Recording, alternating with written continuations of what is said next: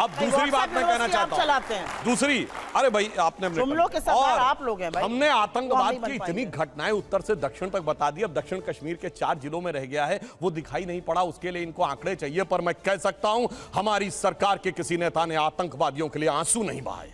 हम ये कह सकते हैं हमारे किसी नेता ने आतंकवादियों के लिए पलक पावड़े नहीं बिछाए।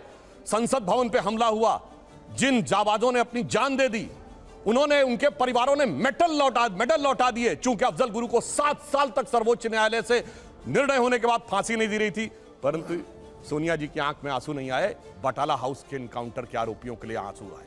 हमने किसी जाकिर नायक को शांति का मसीहा कहने वाले, इशरत जहां को बेटी कहने वाले, अफजल को हालात का मारा कहने वाले, हाफिज को साहब कहने वाले, ओसामा को जी कहने वाले, बुरहान वानी को भटका नौजवान कहने वाले आतंकवाद पे भाषण दे रहे हैं। इसलिए अब महिला की बात करता हूं, बिल्किस बानो की बात ये कर रहे हैं, 14 साल वो लोग जेल में रख के आए, मुस्लिम थी इसलिए बोला।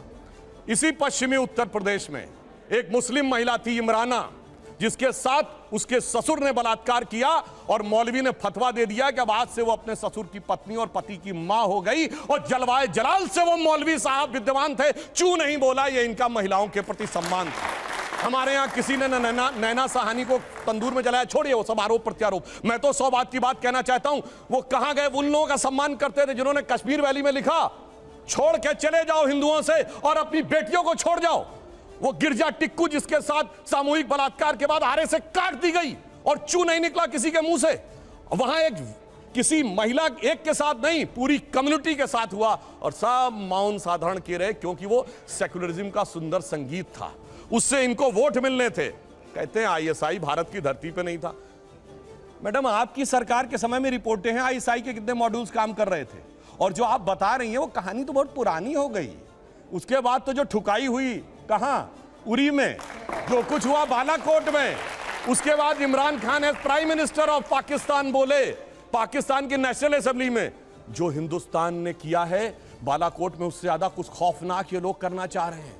आप ये सोचिए, आप शांति के कबूतर उड़ाते थे और हमने बाज उड़ाए हैं गुरु गोविंद सिंह जी की तरह। और आपने लास्ट में कहा शायद देश 1947 में, 2014 में नहीं, आप 47 से मानते हैं, ये राष्ट्र सनातन है, चिरंतन है, 1947 में पैदा हुआ नहीं है। इसीलिए इस राष्ट्र को कोई अपने को फादर कहने लगता है, कोई क्रिएटर कहने लगता है, कोई राष्ट्र का निर्माता कहने लगता है। ये राष्ट्र वो है। अब लास्ट में एक बात कर रहा हूं, कर्नाटक बात कही, बिल्कुल अच्छी बात है, पर मैं पूछना चाहता हूं, कर्नाटक में चुनाव परिणाम आए, हम हारे और ये जीते, पर पूछना चाहता हूं, राहुल गांधी जी ने जाकर ये कहा था कि इंडिया में डेमोक्रेसी ऑलमोस्ट खत्म हो गई है, सारे संस्थान अब काम नहीं कर पा रहे हैं। तो मैं पूछना चाहता हूं, 2 सुप्रीम कोर्ट के जजमेंट आए जो आपने कहा आपके पक्ष में आए, उसके बाद अब इलेक्शन कमीशन सही है कि नहीं, ईवीएम सही है कि नहीं, आप डेमोक्रेसी से जीते हैं कि नहीं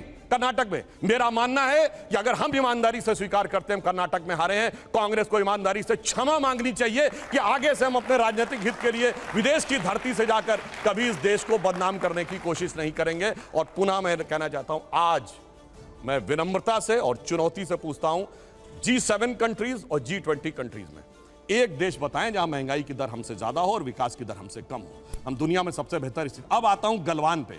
गलवान में हमारे 20 सैनिक बलिदान हुए हैंड टू हैंड फाइट में। देखिए चीन पे इनको कितना भरोसा है। आप प्रैक्टिकली सोचिए, गोली नहीं चली, हाथ की लड़ाई में 20 लोग मारे गए, उधर से एक को घायल नहीं हुआ।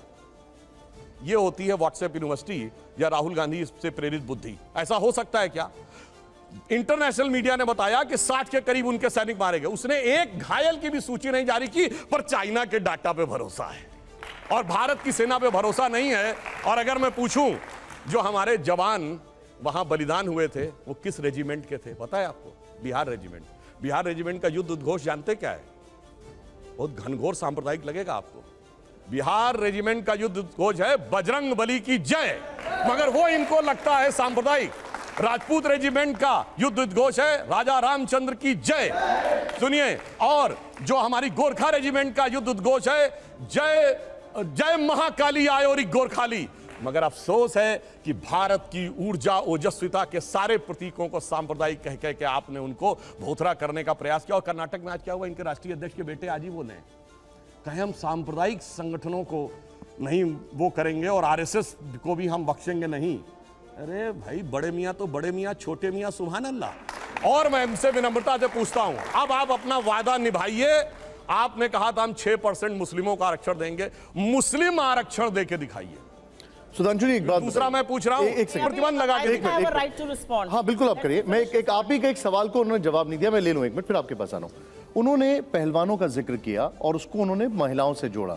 बजाओ ताली, पहलवान बैठे 1 महीने से, बजाओ ताली। ये यहाँ देश पर की बेटियां न्याय मांग रही हैं, बजाइए ताली। सुप्रिया जी बजाइए। नहीं, मैं तो जनता से पूछना चाहती हूँ, देश की बेटियां न्याय मांग रही हैं, क्या निर्लज्ज ताली बजा रहे और बजाओ ताली, क्योंकि उसमें से कोई तुम्हारी बेटी और बहन निकल हो सकती है। अरे बोलना चाहिए, सुधांशु जी, महिला होकर तो बोलूंगी ना। उसके लिहाज आप तो से कट गए कुछ क्वेश्चन से। आपकी सरकार क्या कर रही है? ये सरकार के सामने एक चुनौती है। ये एक ऐसा इशू है जो कि बहुत आगे बढ़ रहा है और एक ऐसा इशू है जो कि सेटल डाउन नहीं हो रहा है। हाँ, मैं बताता हूं, इसकी तो जांच हो रही है, जांच कोर्ट के भी निर्देश पे हो रही है और इंडियन ओलंपिक एसोसिएशन भी कर रही है, उसका इंतजार नहीं है। मगर ये बताइए, केरल में जो लड़कियां पकड़कर धर्मांतरण करके जिहादी बनाने के लिए ले जाई जा रही हैं, वो तो फेक स्टोरी है। महिला सम्मान सब गायब, वहां पे महिला सम्मान गायब। और यहां जो जांच हो रही है कोर्ट के निर्देश में हो रही है, उसका इंतजार नहीं करना है और ताली बजाना है और वहां कहना, जबकि इनके मुख्यमंत्री ओमन चांडी ने कहा है, कांग्रेस के मुख्यमंत्री ने और कम्युनिस्ट पार्टी के मुख्यमंत्री, वहां महिला नहीं, न कश्मीर में चिंता महिला की, न केरल में चिंता। और जहां पर जांच हो रही है, जांच रिपोर्ट आने का इंतजार नहीं, सारी चिंता वहीं पे दिखाई पड़ती है। इसीलिए कहते हैं अंदर से कुछ और, बाहर से कुछ और नजर आते हैं। बाखुदा, आगे मैं नहीं बोलूंगा, वो गाना आप लोग जाके देख लीजिएगा। सुप्रिया